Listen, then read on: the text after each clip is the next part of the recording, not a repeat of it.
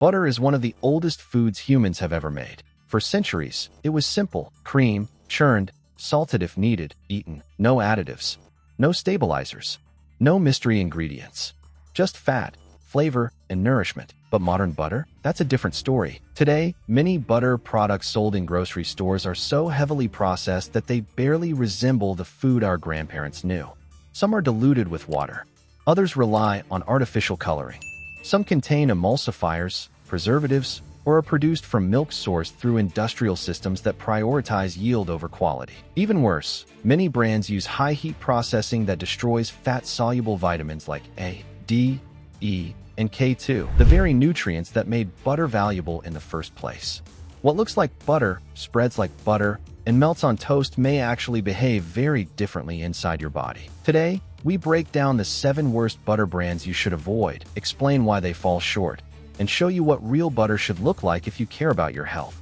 Make sure to stick to the end, as 4th and 7th one will shock you. 1.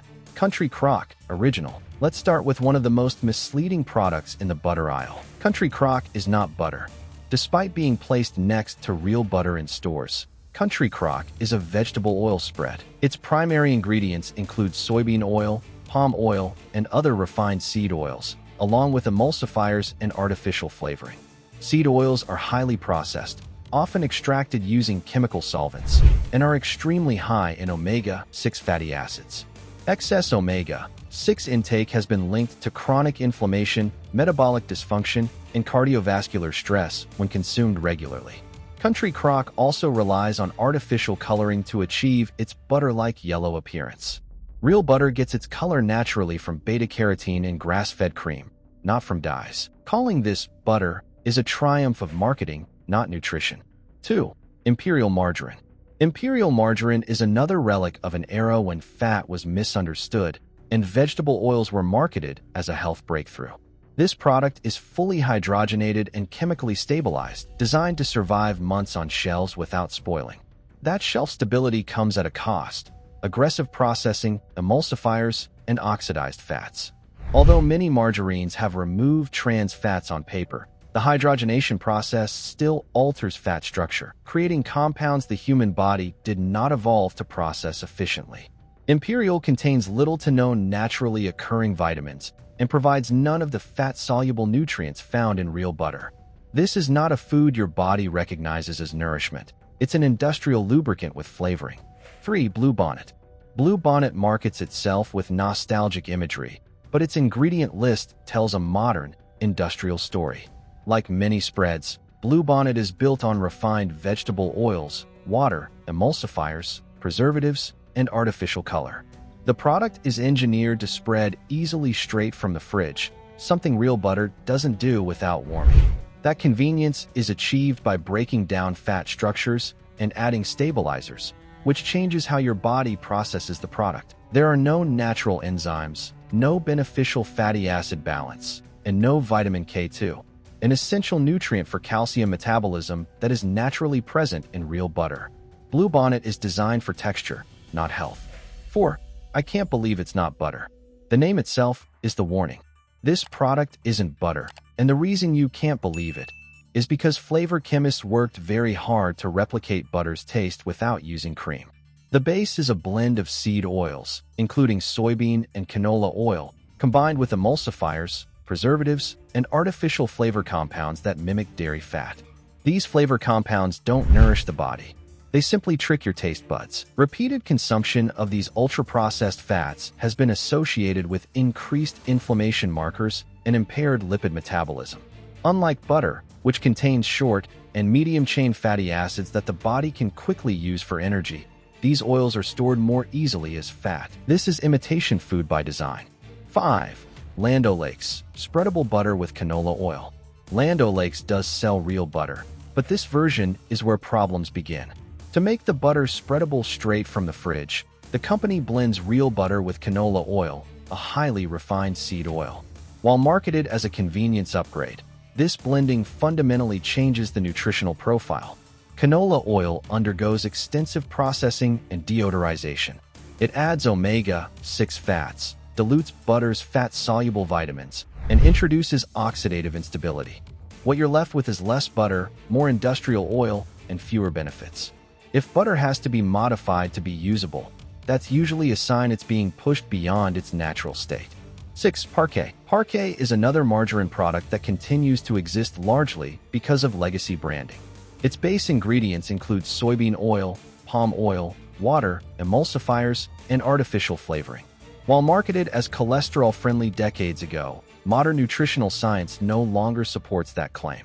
Highly processed vegetable oils can disrupt lipid balance and increase oxidative stress, especially when heated during cooking. Parquet contains no naturally occurring vitamins and no beneficial fatty acid diversity. It's designed to be cheap, stable, and uniform, not nourishing. This is factory fat, not food. 7. Great value butter-style spread. Walmart's butter-style spreads follow the same pattern seen in many of its ultra-budget food products.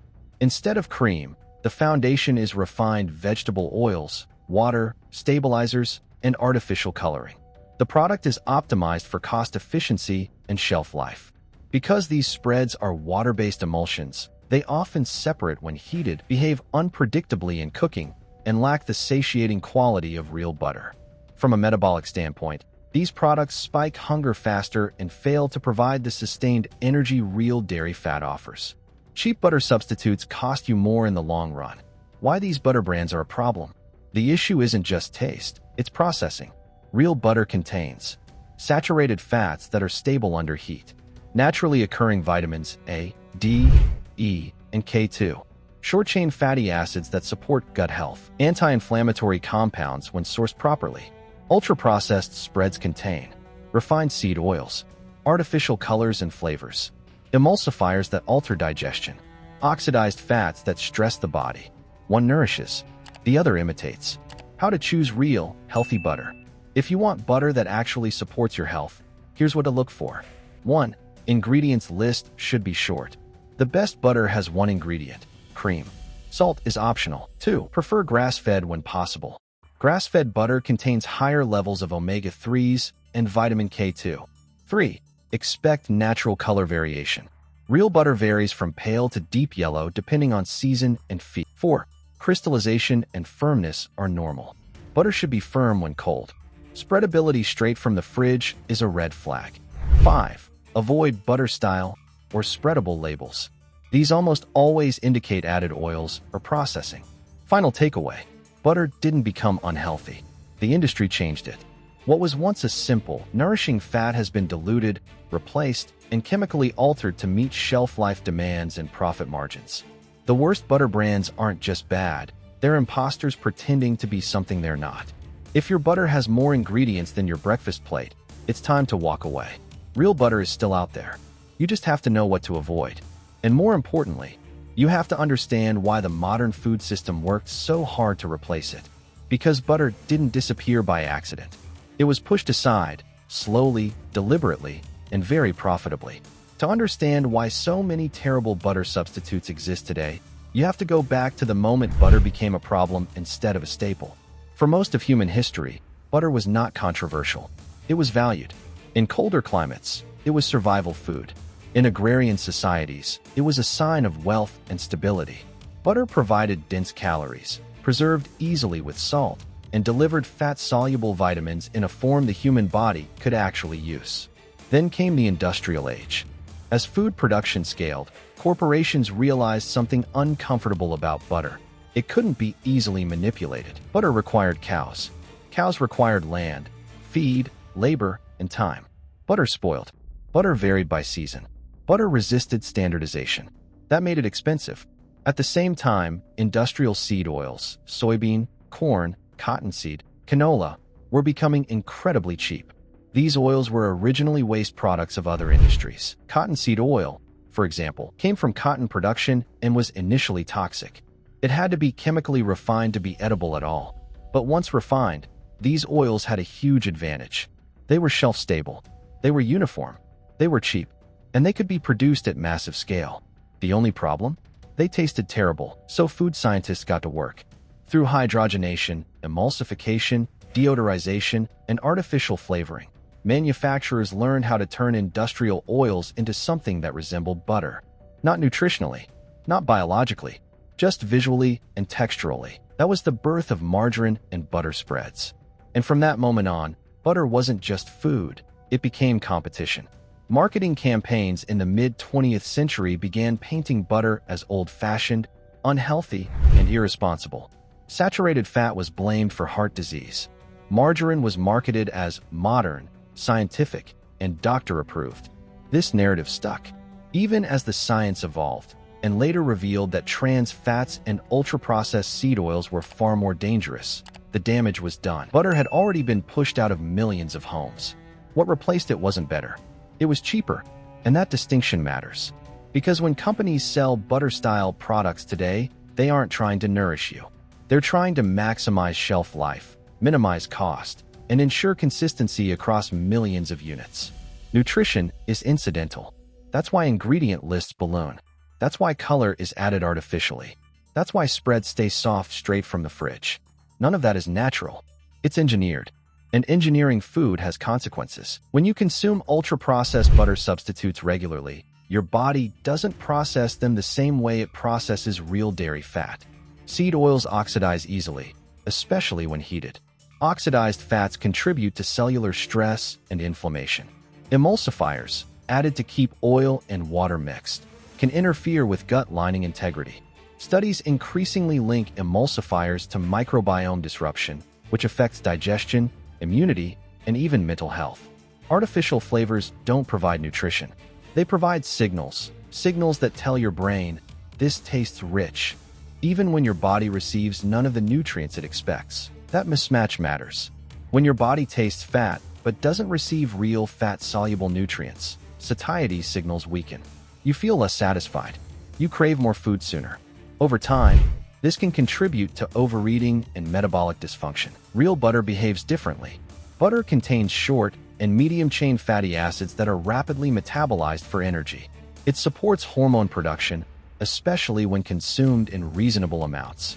Vitamins A and K2 in butter play crucial roles in vision, immune defense, and calcium metabolism.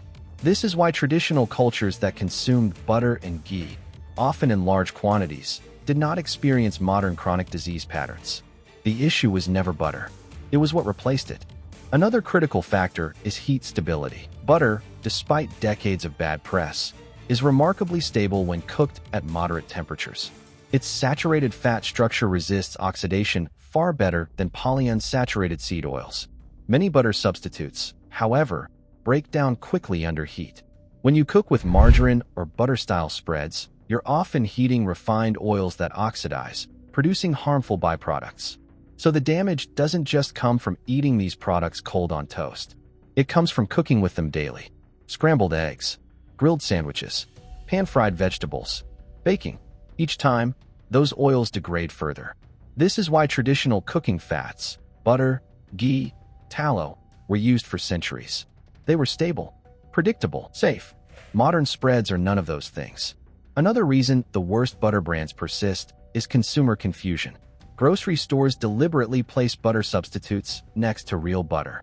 Packaging uses pastoral imagery, farm words, and yellow tones to blur distinctions. Terms like spread, butter style, and made with real butter are intentionally vague. Consumers assume similarity. Manufacturers rely on that assumption.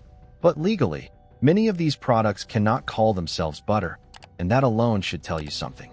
Real butter has a strict definition: cream, churned, with a specific fat percentage. Anything else is an imitation. And imitation foods tend to follow the same pattern across categories. Honey becomes syrup. Water becomes plastic-contaminated branding. Butter becomes oil paste. It's the same business model repeating. Cut the expensive ingredient. Replace it with something cheaper. Add chemistry to mask the difference. Sell convenience as virtue. The tragedy is that many people avoid butter thinking they're making a healthier choice, when in reality, they're consuming something far worse. This doesn't mean butter should be eaten without thought or in unlimited amounts. Context matters. Balance matters. But replacing real butter with ultra-processed substitutes is not a health upgrade. It's a downgrade disguised as progress. So what does real butter actually look like when you pick it up in a store? First, the ingredient list should be boring. Cream, salt, optional. That's it. If you see oils, emulsifiers, natural flavors, coloring agents, or stabilizers, put it back. Second, real butter behaves like a real food. It's firm when cold. It softens gradually at room temperature. It melts unevenly. It may vary in color across seasons. These are not flaws. They're signs of life. Uniformity is a red flag. Third, sourcing matters more than branding. Grass-fed butter isn't just a buzzword. Cows that eat grass produce milk with higher omega-3 content and more vitamin K2. This doesn't make conventional butter toxic, but it does mean grass-fed butter offers additional benefits. Fourth, don't confuse convenience with improvement. Spreadable butter is convenient because it's altered. That alteration always involves compromise, usually the addition of seed oils. If you want spreadable butter, let it sit out briefly. That's how butter has always worked. Finally, understand that price tells a story. Butter substitutes are cheap because their ingredients are cheap. Real butter costs more because cream costs more. When something undercuts butter dramatically in price, ask yourself what was removed or replaced to make that possible. The worst butter brands thrive because people are busy, distracted, and trusting. They assume that if something is sold everywhere, it must be fine. But ubiquity is not quality. In fact, it's often the opposite. The more processed a food is, the easier it is to scale. And the easier it is to scale, the more likely it dominates shelves. That doesn't make it good. It makes it profitable. Butter is a perfect example of how industrial food systems don't improve food. They optimize it for logistics, not biology. And once you see that pattern, you can't unsee it. You start noticing it everywhere. The honey aisle, the water aisle, the dairy case. Products designed to look wholesome while delivering the bare minimum required by law. The solution isn't fear. It's awareness. Real butter didn't disappear. It was simply crowded out by imposters. When you choose real butter, you're not making a trendy choice. You're making a traditional one, aligned with how humans have eaten for generations. And sometimes, the safest option isn't the newest, the lightest, or the most engineered.